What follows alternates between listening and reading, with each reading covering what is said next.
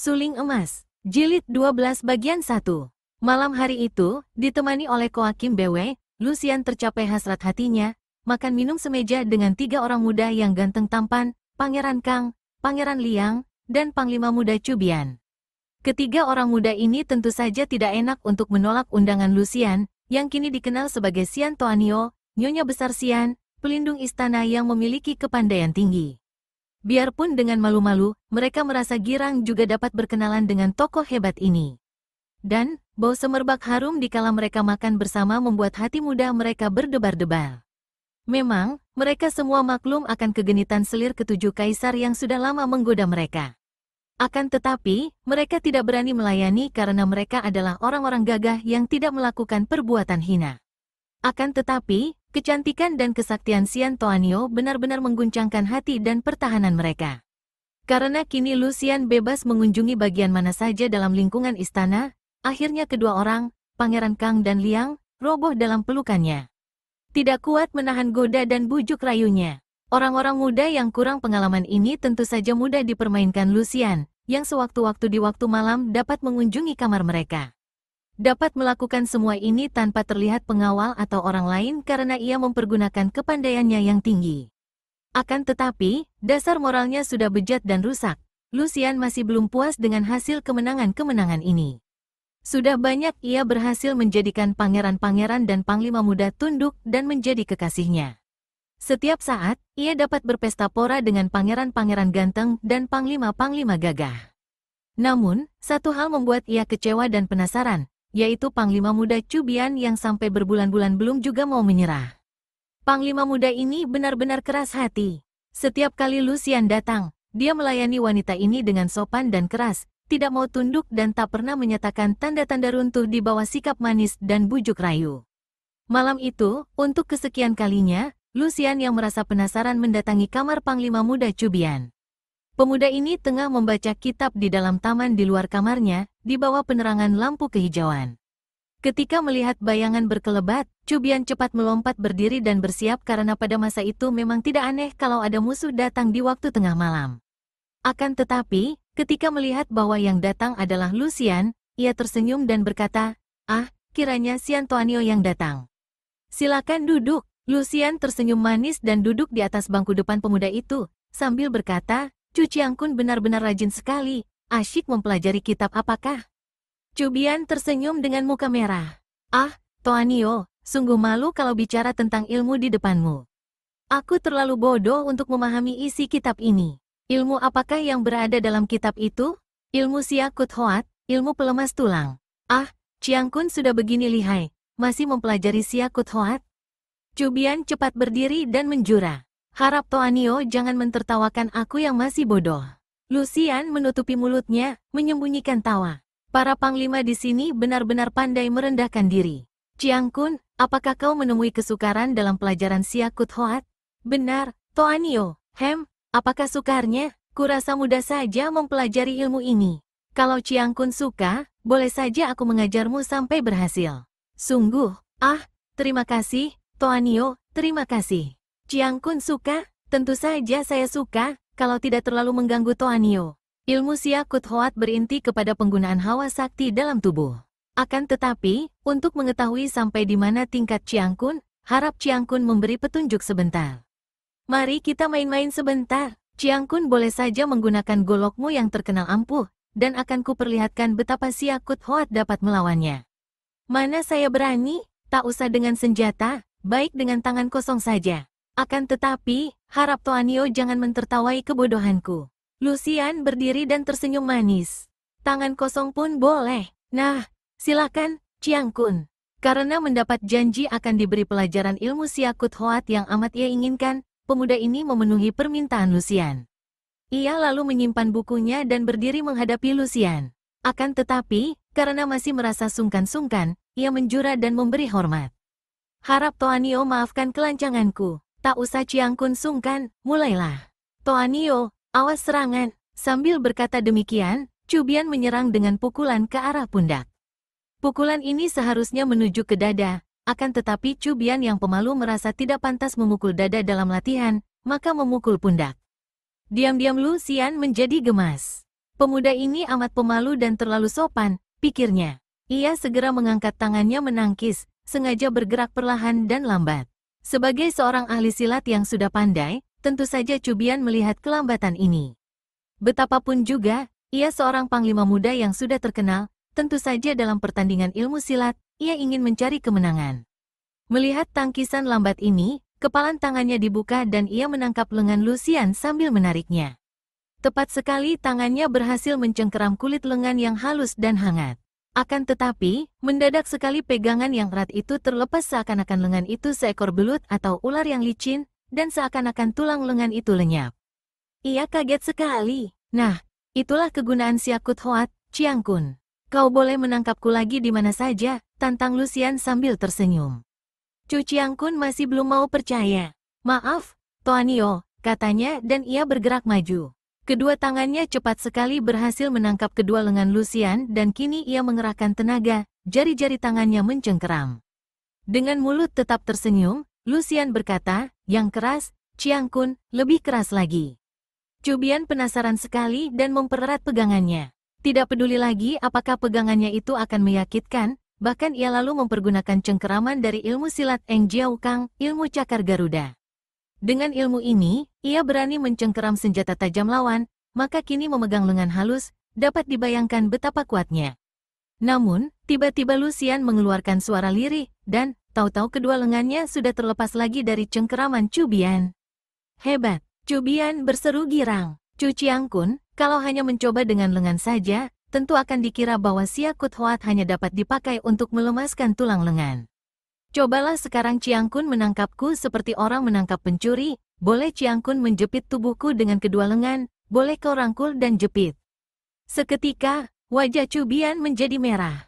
Ini, mana saya berani? Ih, Chiang Kun mengapa sungkan-sungkan dan malu-malu?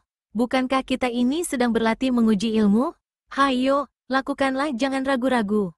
Sebaiknya Chiang Kun menggunakan ilmu menangkap yang paling kuat, membekuk leherku melalui bawah kedua lenganku ke atas. Berdebar jantung Cubian. Di lubuk hatinya, ia amat mengagumi wanita ini, kagum akan ilmu kepandaiannya, juga kagum akan kecantikannya. Akan tetapi, dia bukanlah seorang pemuda hidung belang, dan ia selalu menjaga kesopanan dan menjaga nama. Kalau saja ia tidak amat ingin mempelajari Siakut Hoat, agaknya ia akan berkeras menolak. Merangkul seperti itu sama saja dengan memeluk, pikirnya. Tidakkah itu berarti saya berani kurang ajar terhadap Toanio? Ia masih membantah dan ragu-ragu. Makin gemas hati Lucian. Benar-benar seorang pemuda istimewa. Belum pernah ia bertemu dengan pemuda yang begini pemalu, tahan uji, dan kuat menahan perasaan. Chu Chiang Kun, bagaimana ini? Aku sedang memberi petunjuk tentang Siakut Hoat yang ingin kau pelajari, mengapa begini saja kau keberatan? Ada apakah terselip dalam hatimu? Makin bingung dan guguplah Cubian mendengar ini. Celaka, pikirnya, keraguanku ini bahkan menimbulkan kesan bahwa memang hatiku memikirkan hal-hal kurang layak. Ia segera melangkah maju dan berkata tegas, baiklah, Toanio. Lucian tersenyum mengejek, lalu membalikkan tubuhnya, mengangkat kedua lengannya ke atas, nah, kau bekuklah aku.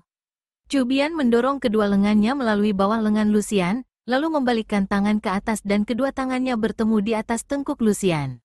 Jantungnya berdebar makin keras dan pemuda ini memejamkan matanya, menggigit bibir. Kasihan sekali pemuda yang masih hijau ini. Mana bisa ia tidak merasa tersiksa ketika kedua lengannya merasakan kulit leher yang halus, dadanya merapat pada punggung yang lunak, hidungnya dekat sekali dengan rambut yang harum semerbak.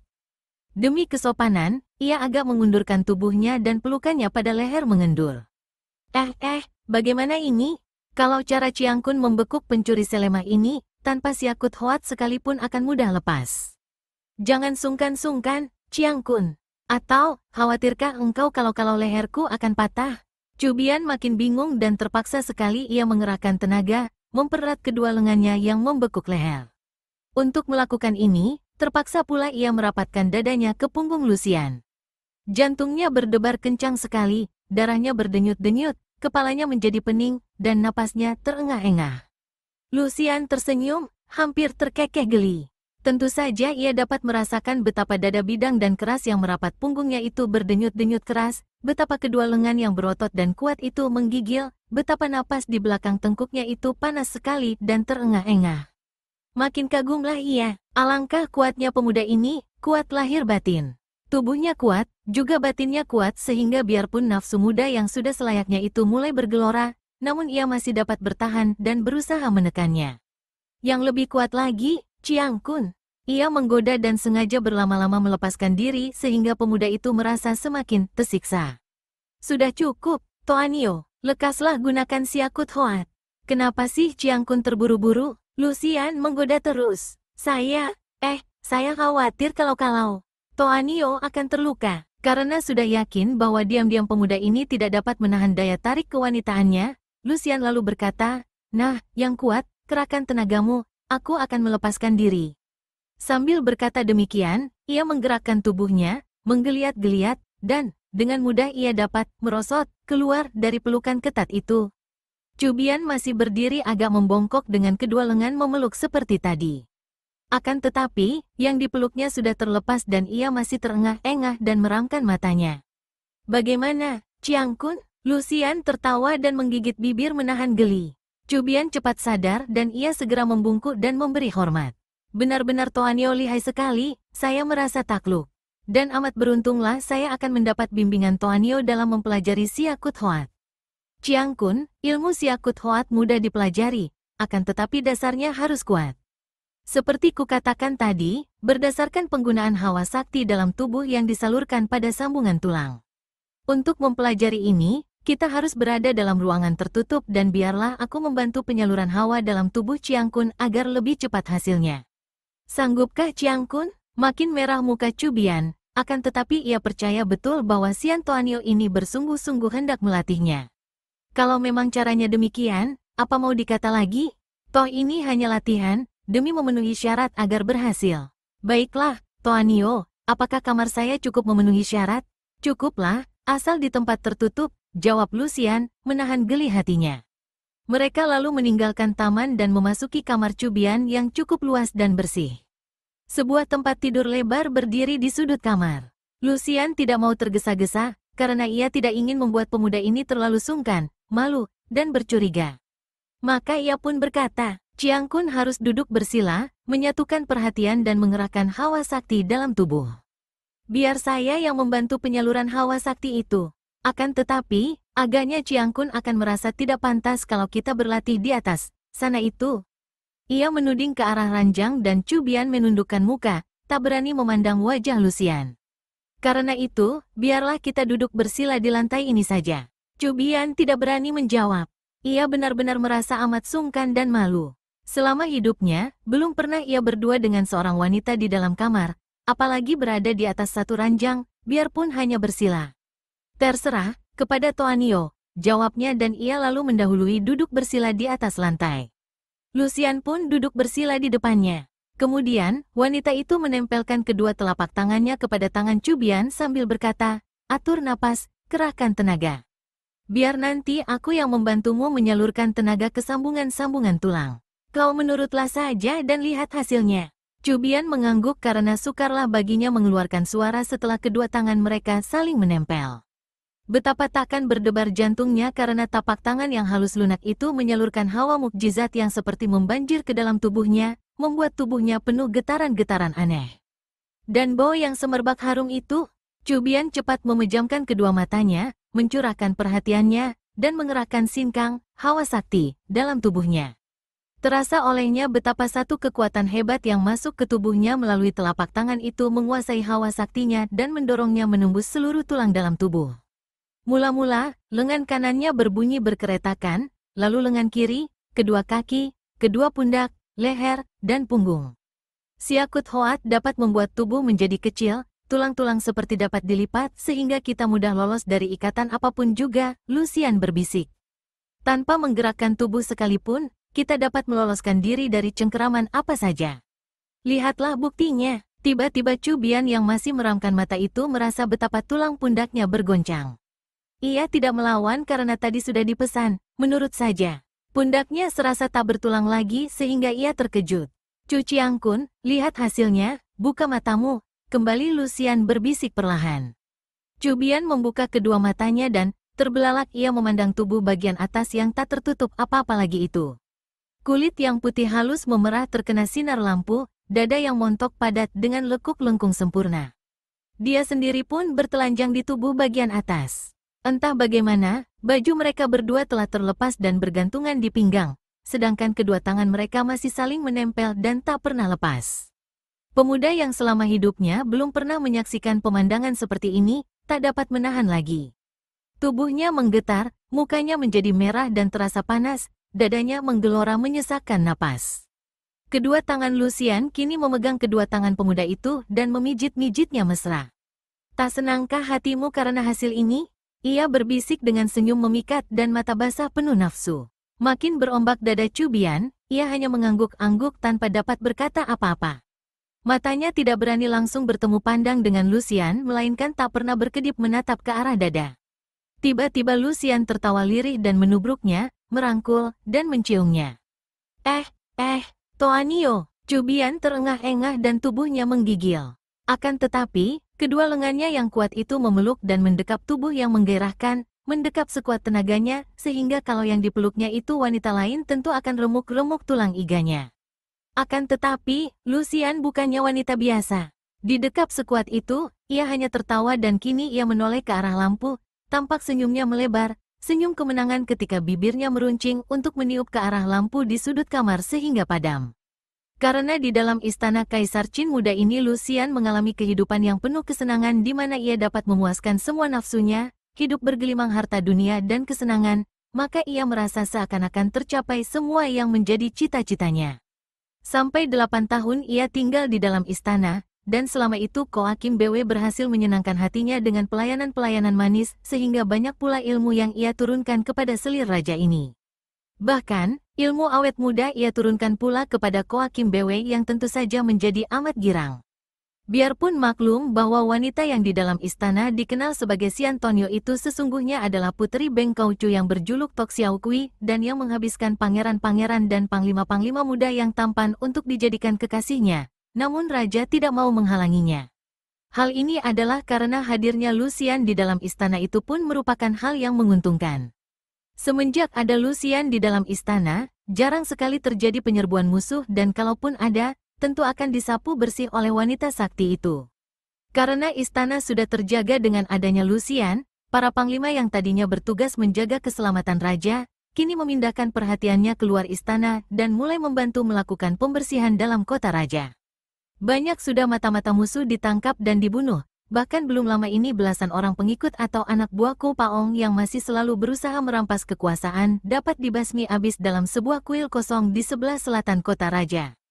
Yang memimpin pembasmian ini adalah Panglima Muda Chu Bian yang kini telah memperoleh kemajuan hebat dalam ilmu silatnya semenjak ia menjadi kekasih Lucian. Panglima muda ini banyak berhasil dalam usaha membasmi musuh, karena dia melakukan penyelidikan dengan menyamar sebagai penduduk biasa, tidak berpakaian sebagai panglima. Dalam penyelidikannya, Chu Bian tahu bahwa komplotan mata-mata yang paling aktif di kota raja adalah gerombolan anak buah Ko Paong atau Kong Lo Sengjin, bekas raja muda kerajaan Tang yang masih setia kepada dinasti yang sudah runtuh itu. Dan ia tahu pula bahwa di dalam kota raja terdapat sebuah tempat yang dijadikan tempat pertemuan mereka, di samping kuil kosong di mana ia telah membasmi 13 orang mata-mata belum lama ini. Pada suatu pagi, seorang diri Chu Bian yang berpakaian sebagai seorang penduduk biasa pergi menyelidiki rumah tua di ujung kota yang sunyi di sebelah barat itu. Goloknya ia sembunyikan di balik baju dan ia mendekati rumah tua itu dengan hati-hati dan menyelinap di antara pohon-pohon di belakang rumah. Biasanya, rumah tua ini kosong, akan tetapi tadi ia melihat berkelebatnya bayangan orang melalui jendela yang tidak berdaun lagi itu. Setelah dekat, ia mengintai dan terdengar suara orang bercakap-cakap. Hatinya tergerak ketika ia melihat seorang kakek tua duduk di atas kursi sedang marah-marah kepada seorang laki-laki yang berdiri ketakutan. Siapakah kakek ini? Pikirnya. Kakek yang mukanya penuh cambang, pakaiannya longgar, dan wajahnya berwibawa. Goblok, tolol sekali kalian. Bagaimana sampai berhasil disergap dan dibunuh? Benar-benar tidak berotak. Dan semua usaha ke istana gagal belaka, mengantar nyawa dengan sia-sia. Baru beberapa tahun aku mengasuh di Pekwatu, Pulau Ular Putih, usaha kita macet karena ketololan kalian. Kalau para pembantuku adalah patriot-patriot konyol seperti kalian ini, mana mungkin kerajaan Tang Yang Jaya dapat bangkit kembali? Ampun, Ong ya, sesungguhnya kami cukup hati-hati, akan tetapi semenjak Tok Xiao Kui berada di sini, kami tidak berdaya apa-apa. Semua serbuan ke istana gagal dan teman-teman kita banyak yang mati konyol. Gerakan kita di sini menjat macet sama sekali. Diam-diam Chu Bian terkejut. Kiranya inilah Xin Jiu Ku Paong, yang terkenal pula dengan julukannya Kong Lo Seng Jin. Ia memandang penuh perhatian. Melihat betapa kedua kaki yang tergantung di kursi itu lemas dan lumpuh, ia tidak ragu-ragu lagi. Hatinya berdebar dan ia menoleh ke belakang. Kalau saja ada pembantu, kalau saja ada Xiantoanio. Akan tetapi, masa ia tidak akan dapat mengalahkan seorang kakek yang lumpuh kedua kakinya? Dan orang kedua itu pun kelihatan lemah. Menghadapi Tok Xiao Kui saja takut. Biarlah, setelah aku datang, akan kuhancurkan kepala siluman betina itu. Kau lihat baik-baik. Tiba-tiba kakek itu menggerakkan lengannya dan angin besar menyambar ke arah jendela di mana Chu Bian mengintai. Brak, runtuhlah sebagian dinding jendela itu, akan tetapi Chu Bian sudah melompat ke samping. Terus, ia memutar golok yang sudah dicabutnya sambil menyerbu ke dalam rumah melalui jendela. Pemberontak tua bangka! Lebih baik kau menyerahkan diri untuk diadili daripada harus berkenalan dengan golokku, bentaknya. Kong Lo Seng Jin tidak mempedulikan panglima muda ini. Bahkan, menoleh ke arah laki-laki temannya tadi sambil bertanya, siapakah budak ini?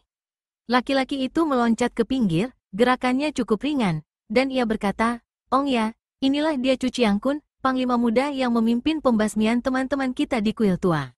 Oh, bagus sekali kau mengantarkan nyawa ke sini, budak. Lekas berlutut agar kau dapat terbebas dari kematian mengerikan. Suara Kong Lo Seng Jin berubah menyeramkan. Ong ya, dia ini seorang di antara kekasih Tok Xiao Kui, laki-laki itu berkata pula. Sementara itu, Chu Bian sudah tak dapat menahan kemarahannya lagi. Pemberontak rendah, rasakan golokku. Ia menerjang maju, membacok dengan goloknya. Gerakannya cepat dan kuat sekali. Goloknya lenyap, berubah sinar putih seperti kilat menyambar ke arah leher kakek itu. Namun, goloknya mengenai angin belaka karena kakek yang sakti itu telah mencelat ke atas bersama kursinya. Dengan masih duduk di atas kursi, Kong Lo Seng Jin telah berhasil mengelakkan sambaran golok. Gerakan luar biasa ini dibarengi suara tertawa bergelak-gelak. Chu Bian penasaran sekali. Sambil berseru keras, ia menerjang terus kemanapun berkelebatnya bayangan kakek bersama kursinya. Ia sudah memperoleh pelajaran dari wanita cantik itu, tidak hanya pelajaran bermain cinta, melainkan juga pelajaran untuk memperhebat ginkangnya, elwekang, dan ilmu goloknya. Namun, menghadapi kakek lumpuh ini, ia benar-benar tidak berdaya. Goloknya selalu membacok angin belaka dan pada detik terakhir, kakek itu selalu dapat berpindah tempat bersama kursinya dan masih tetap tertawa-tawa. Disuruh berlutut tidak mau, kau menghendaki kematian yang mengerikan, kakek itu berkata dan lengan bajunya yang panjang itu berkibar menyambar ke depan, yang kanan menangkis golok, yang kiri menyambar ke arah kepala Chu Bian. Bukan main kagetnya pemuda ini ketika goloknya hampir saja terlepas dari pegangan ketika bertemu dengan ujung lengan baju. Akan tetapi, ia lebih memperhatikan sambaran ujung lengan baju kedua yang mengarah kepalanya. Cepat ia miringkan tubuh, membuang diri, akan tetapi tetap saja pundaknya kena dihantam ujung lengan baju. Plak, perlahan saja tampaknya hantaman itu. Namun akibatnya cukup hebat karena tubuh Chu Bian terhuyung-huyung ke belakang dan kepalanya serasa hampir pecah saking hebatnya rasa nyeri di pundaknya. Namun, orang muda ini mempunyai keberanian besar. Ia meloncat bangun dan kini dengan kemarahan meluap, ia menerjang maju lagi dengan dahsyat sambil menahan rasa nyeri yang menusuk jantung. Rebahlah kau, bentak Kong Lo Seng Jin tanpa berpindah dari kursinya. Hanya dengan menggerakkan kedua tangannya, di lain saat ia telah dapat merampas golok dan merobohkan Chu Bian dengan totokan yang membuat tubuh pemuda itu lemas dan seperti lumpuh. Chu Bian mengerahkan tenaga hendak bangun, akan tetapi begitu bangun duduk ia terbaring kembali karena tubuhnya menjadi amat lemas. Akan tetapi, matanya tetap melotot memandang kakek ini, sedikit pun tidak membayangkan ketakutan. Pada saat itu, terdengar bentakan-bentakan di luar dan menerobos masuklah 3 orang berpakaian perwira diikuti oleh belasan orang anak buahnya. Mereka ini adalah pasukan keamanan di kota raja yang tadi melihat gerakan Chu Bian menyelidiki rumah kosong dan kini datang memberi bantuan. Kau hadapi mereka, teriak si kakek dan sekali mengulur tangan, ia telah menyambar Cubian berikut goloknya. Kemudian, tubuhnya melayang ke arah pintu. Serbu, tolong Chu Chiang-kun, teriak seorang perwira. Mereka yang berada dekat pintu segera memapaki tubuh kakek yang melayang itu dengan tombak dan golok.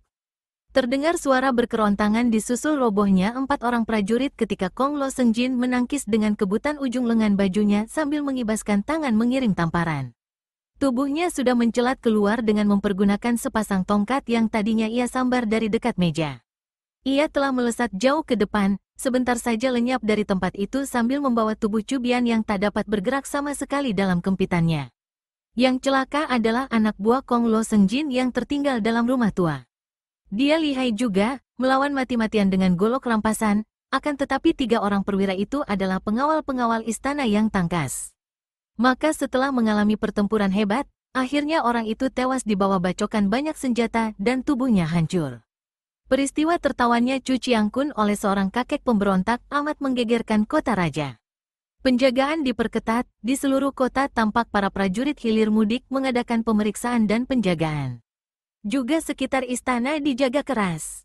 Namun, semua itu tidak menghalangi Kong Lo Sengjin yang menyelundup ke dalam istana, mempergunakan kepandaiannya yang luar biasa. Bagaikan seekor burung saja ia melompati pagar tembok yang mengurung istana tanpa terlihat oleh para penjaga. Kemudian, menyelinap dalam gelap, meloncat ke atas bangunan istana. Chu Chiang-kun masih berada dalam kempitannya ketika ia tiba di atas istana sambil mencari-cari.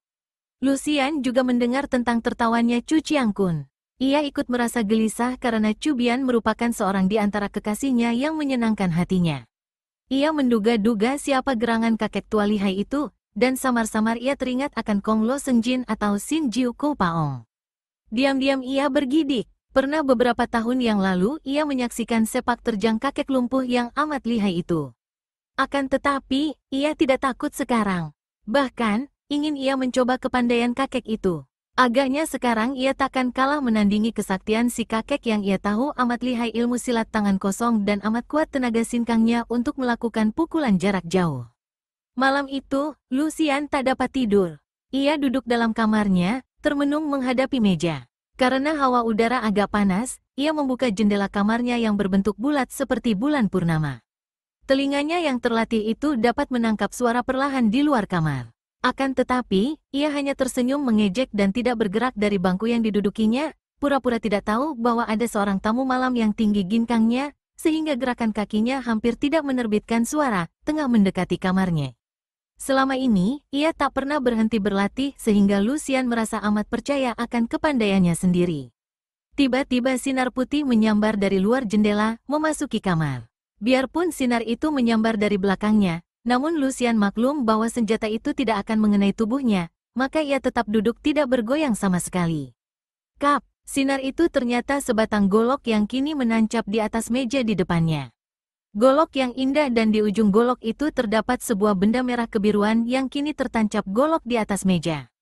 Benda yang berlumur darah, sebuah jantung manusia. Melihat golok itu, jantung Lucian berdebar. Inilah golok Cubian, kekasihnya. Dan jantung itu, tiba-tiba terdengar berkesiurnya angin dan sesosok tubuh melayang masuk melalui jendela, menubruk Lucian. Wanita ini bangkit berdiri, tangan kirinya menyampok dan tubuh itu terbanting ke atas lantai. Ketika ia memandang, ternyata itu adalah sesosok mayat seorang laki-laki yang telentang dengan dada robek dan mata terbelalak. Mayat Cubian?